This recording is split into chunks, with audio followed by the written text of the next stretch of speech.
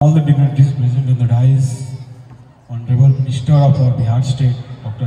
Pramod Chandravanshi ji, respected Principal, and RO of DAV Group, Sri S.K. Jha sir, all the proud parents, dedicated teachers, and my dear students.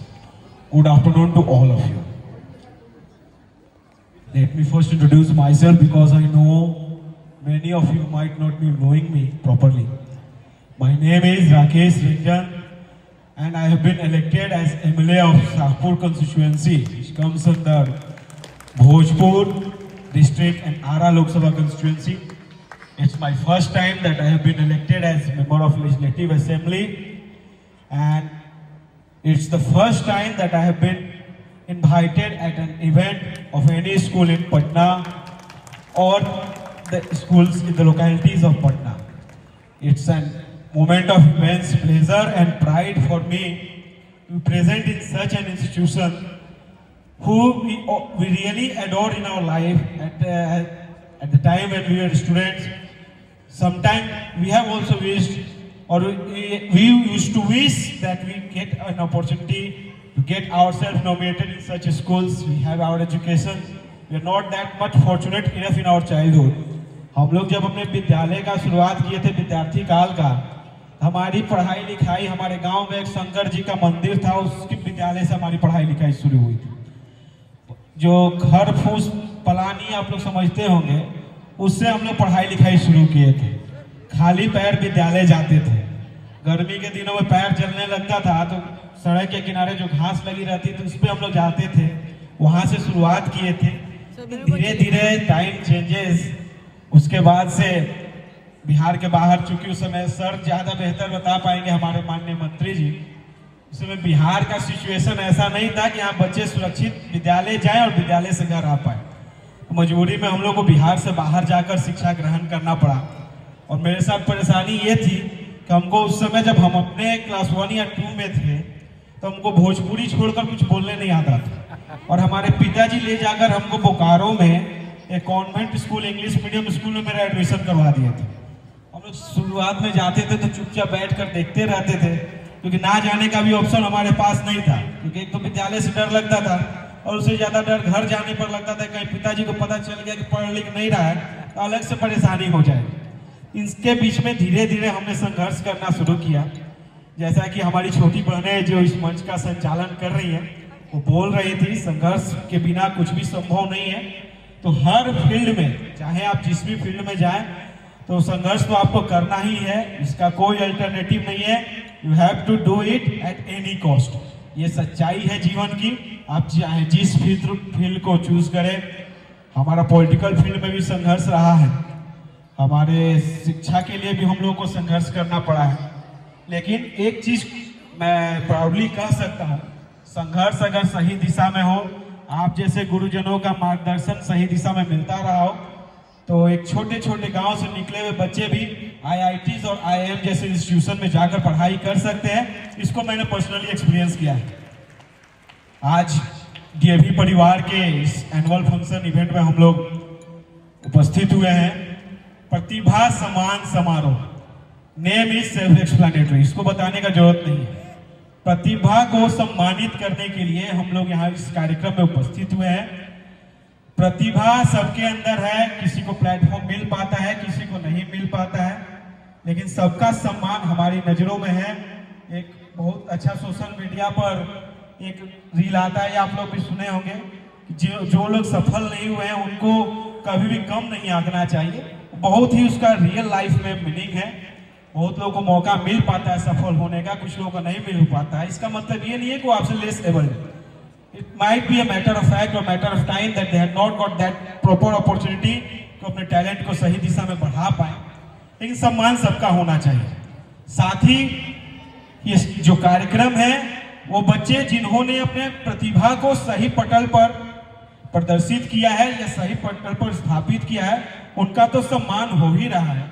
साथ ही जो बच्चे academically they might be good और they might be average और they might be in the struggling phase, लेकिन उनके अंदर और भी बहुत से हिडन टैलेंट्स होते हैं एक्स्ट्रा करिकुलर एक्टिविटीज के माध्यम से, जिसको हम लोग नरिश करते हैं विद्यालयों में।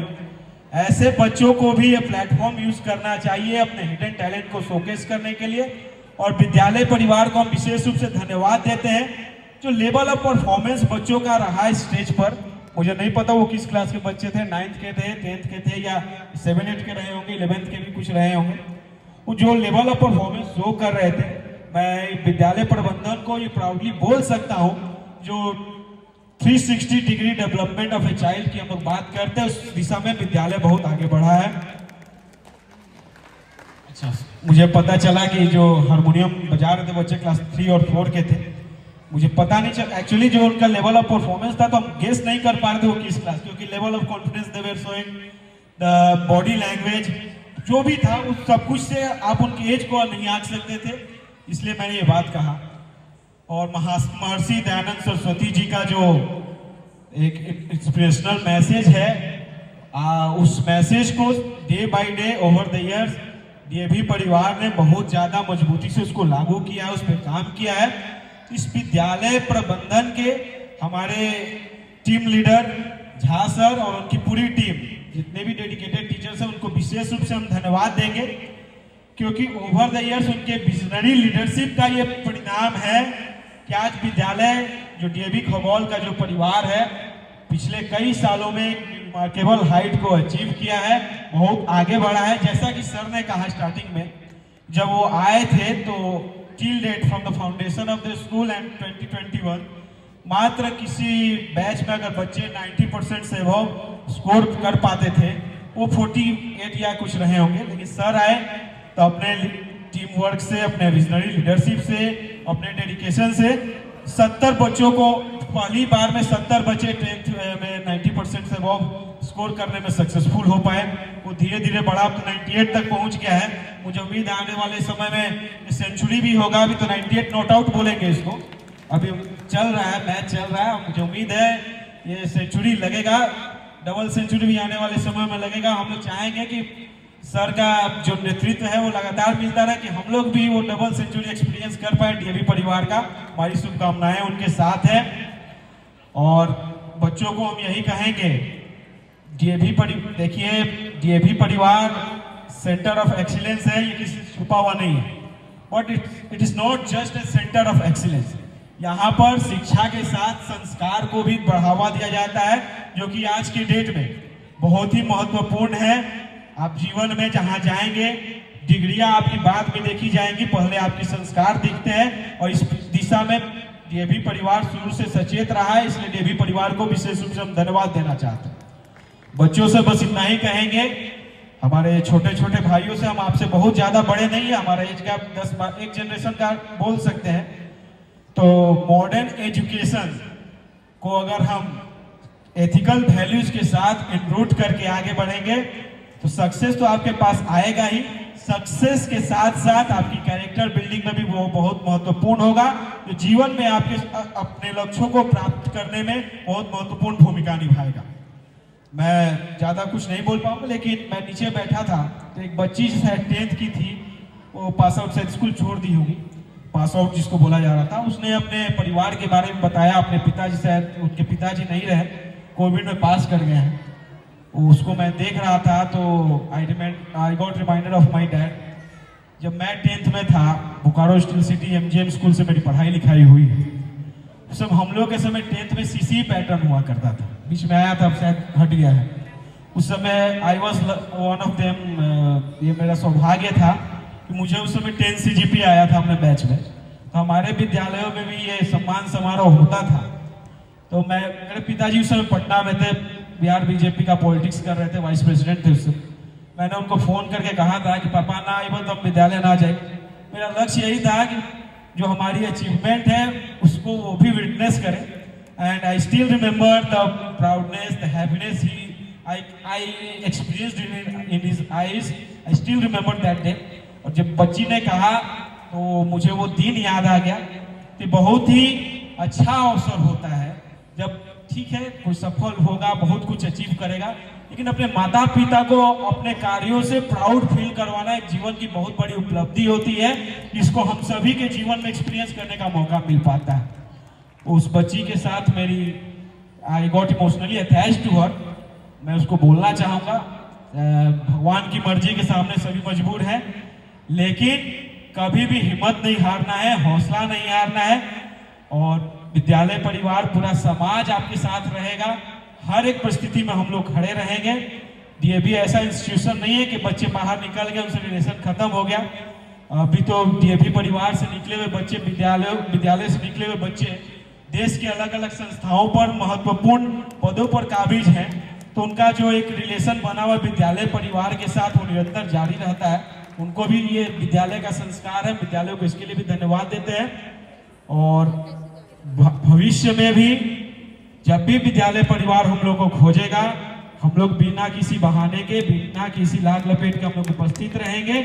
और इस विद्यालय की बेहतरी के लिए, विकास के लिए अगर हम लोग अपने साइड से कुछ योगदान दे पाएंगे तो हम लोग का सौभाग्य होगा। कभी हम लोग पीछे नहीं हटेंगे। और जो मेरी छोटी बहनें जो इस मंच का संचालन कर रही है, होस्ट को होस्ट, और उनके सपोर्ट में भी 2 बच्चियां नीचे कुर्सी पर बैठी हुई है। आप लोग का टीम वर्क और कोऑर्डिनेशन बहुत ही बेहतर है, बहुत ही सराहनीय है। और आप लोग के कॉन्फिडेंस को देख के हम लोग को भी कॉन्फिडेंस मिल रहा है कि चलिए भाई, हमारा फ्यूचर जनरेशन सेफ हैंड में है। आज से जिस सपने को लेकर हमारे देश के यशस्वी प्रधानमंत्री श्री नरेंद्र मोदी जी जो विजन लेकर चले हैं 2047 का, आज से करीब 22 वर्षों के बाद आप सभी डिसीजन मेकिंग जगहों पर होंगी, आप लोग भी होंगी। I think I can recognise you as 11th student. हाँ, 10th में इन्होंने शायद 96 से 97% लाया। आप लोग आज से 20-22 वर्षों के बाद हर एक डिसीजन मेकिंग जगह पर आप लोग काबिज होंगे।